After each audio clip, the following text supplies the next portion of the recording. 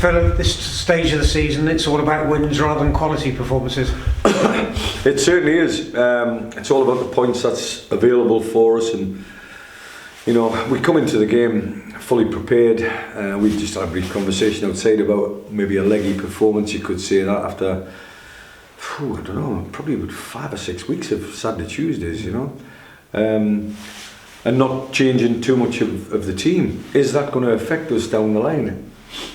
Sometimes it does, and sometimes it's a case of, you know, you stick the car in autopilot and it drives itself, you know. And I think that's what happened more or less in the second half. Was I ever, you know, at half time, was I predicting a 3-0 win? No, I probably wasn't. I was probably expecting more of a 1-0 grind. But I have to say it, the Kidderminster fans were fabulous today. You know, when we're kicking away from the home fans in the first half, normally it's quite a quiet environment or atmosphere in the stadium, but they weren't quiet today. They sang all the way through, they made noise all the way through, and they recognised how much pressure was on the players and that it was a tight game. Second half, they played a big part in it. I think, you know, the 2 goals that were scored in the second half were absolute quality, you know, and I think we'll give them something to smile about, something to cheer about. So it was reciprocal today. It was a joint effort. It's not often I could say that, you know. Sometimes we're huffing and puffing and they're not happy, and other times we're not happy with the atmosphere. But today we came together, and I thought the supporters will be going home happy today. Not from a great performance, but a great result. Zach Brown hadn't scored in 19 coming into this game, but 2 quality goals, as you say. I think you've got to trust them, you know. You've got to trust the players that you believe at the start of the season are going to get goals from midfield. And I think me and Macca have both agreed that Zach's a good player, you know. And as I've said this to you before, when Kyle Morrison came back to the football club, when he left, he said Zach was a pup. Now he's a player, and that's a lovely compliment to have from somebody in your change room. But Zach's just playing the kind of game that you expect him to play. I've seen this in pre-season. I saw this to a certain extent last year. And he's a player, there's no doubt about it. But one of the unsung heroes today was David Davis, you know, marshalled the midfield so well, and allows Brownie to do what he does. And sometimes, as I've said before, then partnerships are so important.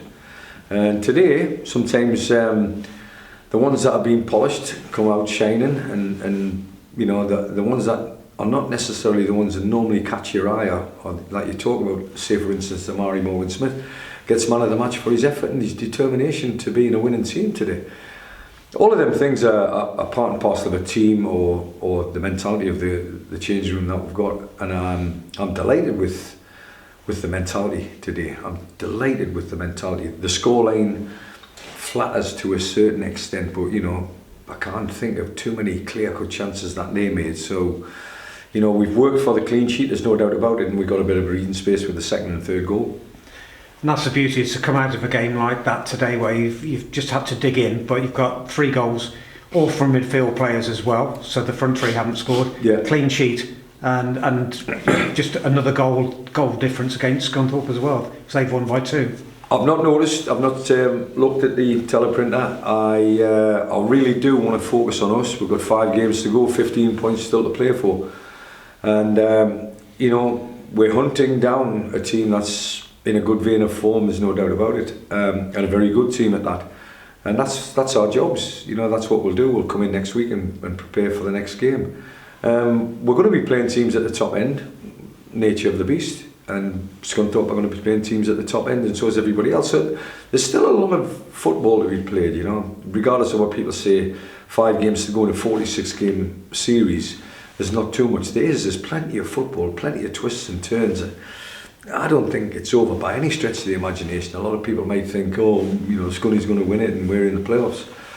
I don't subscribe to that. I think there's going to be 1 or 2 twists and turns, and hopefully we're there to pick up any kind of hospitality from Scunthorpe, shall we say. Just finally, good to see Joe Folks out there getting a few minutes.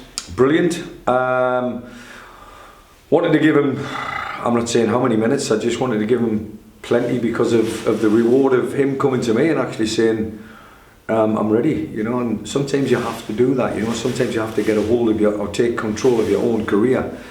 Physios and strength and condition people and managers and coaches all want to play a part in your career, and you know, sometimes you've got to say, whoa, I'll make the decision here, and that's what he's done.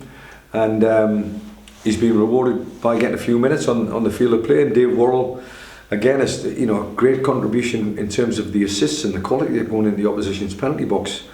But again, he's one of them gems that you've got to keep polishing, and if he needs to come off age-wise, just to rest him a wee bit, then we've got an able replacement for him in that position. But it has to be said, you know, probably the one change, and I'm not saying for 1 minute that, you know, Toby didn't contribute, because he did score a goal, but Toby didn't contribute in the same manner as Rhys Devine. That was a decision made at sort of 1:10 today. Rhys Devine was in the team. A late fitness test from an injury that he picked up, as we noticed on Tuesday night when he came off just after half time. Toby's played his part, you know. That's the most important part of today, is that the squad actually contributed. It wasn't just the front three that we're talking about, the whole squad's contributing at this moment in time, and I hope that continues from now to the end of the season. Right, thank you. You've obviously got, I know there's a training game in the week, but as far as the games are concerned, it's a free week, if you like. And what kind of benefit will that be to not just Rhys, but there's a few players who are thereabouts now, aren't they? We've been missing strength and conditioning work, Matty. If truth be known, you know, we've had the odd occasion where we can't do another strength and conditioning work because we haven't got time for it. And people might be listening to that and saying you've always got to have time for strength and conditioning work. It's still a fatigue factor, you know. You go into a gym, you're still going to pump iron and try and preserve your strength during the course of the season.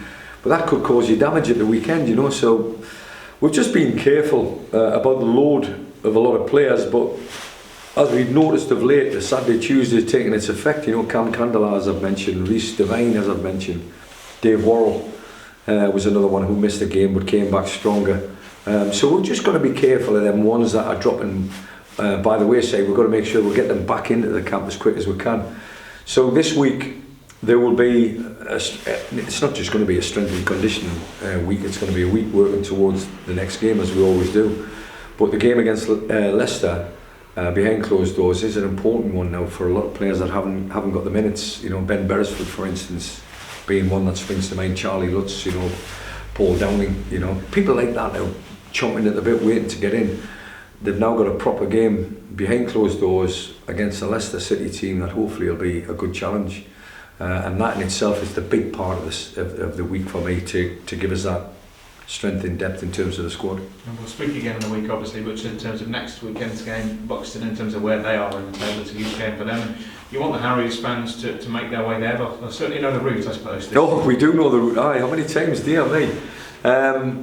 No, it's. I remember going there in a cup, and then we beat them at home in the league, and then we drew it at home in the league, and we've got to go there because we just quickly followed by a Farsley Celtic 6-0 win, which was on a Sunday and had a funny feel about it, but we still have to beat the opposition. That's what we'll be going for, you know. We'll be preparing at Droitwich Spa, you know, the training ground that we use, the AstroTurf. We'll be training there on the Thursday, and that's going to be the big part in terms of preparation for the game on Saturday.